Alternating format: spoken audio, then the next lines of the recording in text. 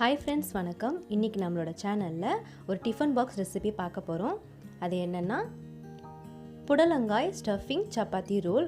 புடலங்காயை வச்சு ஒரு stuffing ready பண்ணி நம்ம ரோல் சப்பாத்தி பண்ண போறோம். இது ரொம்பவே சூப்பரா எம்மியா டேஸ்டா இருக்கும். கண்டிப்பா குழந்தைங்க எல்லாம் விரும்பி சாப்பிடுவாங்க. தேவையான பொருட்களை நான் டிஸ்கிரிப்ஷன் பாக்ஸ்லயும் கொடுக்கிறேன்.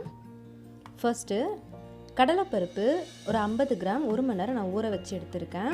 அதை வந்து ஃபில்ட்ரு பண்ணிப்போம். இது வந்து மிக்சியில் கிரைண்ட் பண்ண போகிறோம். தண்ணி இல்லாமல் தான் அரைக்கணும். ரவை பதத்தில் காரத்துக்கு காஞ்ச மிளகாவும் பூண்டும் வச்சு அரைச்சி எடுத்துக்கலாம். 2 புடலங்காவை தோல் நீக்கி விதையெல்லாம் எடுத்து நல்லா பொடியாக நறுக்கி எடுத்துக்கலாம். பேஸ்ட் ரெடி ஆகிடுச்சு பாருங்கள். இந்த அளவுக்கு இருந்தால் போதும். ஒரு வெங்காயம் பொடியாக நறுக்கி எடுத்துக்கலாம். கருவேப்பிலையும் எடுத்துக்கலாம். இப்போது கடாயில் எண்ணெய் விட்டு கடுகு ஒரு ஸ்பூன் சேர்த்துக்கலாம். ஜீரகமும் சோம்பும் கலந்த மாதிரி ஒரு ஸ்பூன் எடுத்துக்கலாம். உளுத்தம் பருப்பு சும்மா கொஞ்சம் சேர்த்துக்கலாம்.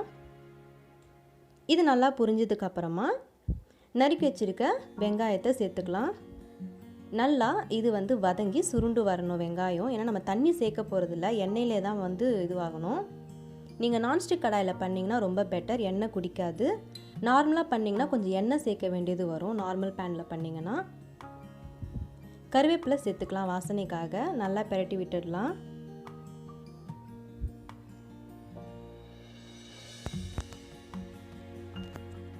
நல்லா சுருண்டு வெந்திருக்கு. இப்போ அந்த பேஸ்ட்டை சேர்த்துடலாம். பேஸ்ட்டில் கொஞ்சம் கூட தண்ணி இருக்கக்கூடாது ஃப்ரெண்ட்ஸ், பார்த்துக்கோங்க. அப்போ தான் நமக்கு அது வெந்து வரும்போது இந்த பச்சை வாசனைலாம் போயிட்டு தனித்தனியாக வரும் சுருண்டு. கொஞ்சமாக மஞ்சத்தூள் சேர்த்துக்கிட்டு இதுக்கு தேவையான உப்பையும் இதிலே சேர்த்துக்கலாம்.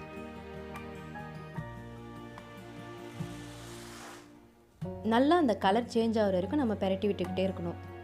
பாருங்கள், இப்போ ரெடி ஆகிடுச்சு இந்த மசாலா. இப்போ இந்த ஸ்டேஜில் நம்ம நறுக்கி வச்சுருக்க புடலங்காவை இதில் சேர்த்துடலாம். நீங்கள் இது கூட ஆனியன் பக்கோடா இருந்தால் கூட சேர்த்துக்கலாம், இன்னும் கிறிஸ்பியாக நல்லாயிருக்கும். புடலங்காயில் தண்ணி இருக்கிறதுனால அந்த தண்ணியே இது பாயில் ஆகிறதுக்கு போதுமானது. ஸோ தண்ணிலாம் எதுவுமே நம்ம இதில் தெளிக்க கூட வேண்டாம். இந்த ஸ்டேஜில் நீங்கள் ஃப்ளேமை ஸ்லோ பண்ணிக்கோங்க. இப்போ ஒரு லிட் போட்டு மூடிடலாம்.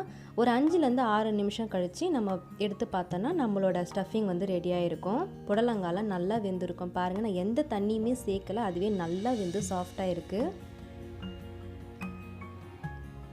அவ்வளோதான் ஃப்ரெண்ட்ஸ், நம்ம ஸ்டஃபிங் ரெடி ஆகிடுச்சு. இப்போ நம்ம சர்வ் பண்ணிடலாம். இது ரொம்பவே டேஸ்ட்டாக இருக்கும் ஃப்ரெண்ட்ஸ். ஸோ ட்ரை பண்ணி பாருங்கள், குழந்தைங்க கண்டிப்பாக விருப்பமாக சாப்பிடுவாங்க. நான் ரெக்டாங்கிள் சைஸில் சப்பாத்தி ரெடி பண்ணி இந்த ஸ்டஃபிங் ரெடி பண்ணி ரோல் பண்ணியிருக்கேன். ஸோ இந்த எம்மையான டிஷ்ஷை நீங்கள் செஞ்சு பார்த்துட்டு எப்படி இருந்ததுன்னு கமெண்ட் செக்ஷனில் தெரியப்படுத்துங்க. லைக் பண்ணுங்கள், ஷேர் பண்ணுங்கள், மறக்காமல் என்னோட சேனலை சப்ஸ்கிரைப் பண்ணுங்கள். தேங்க்யூ.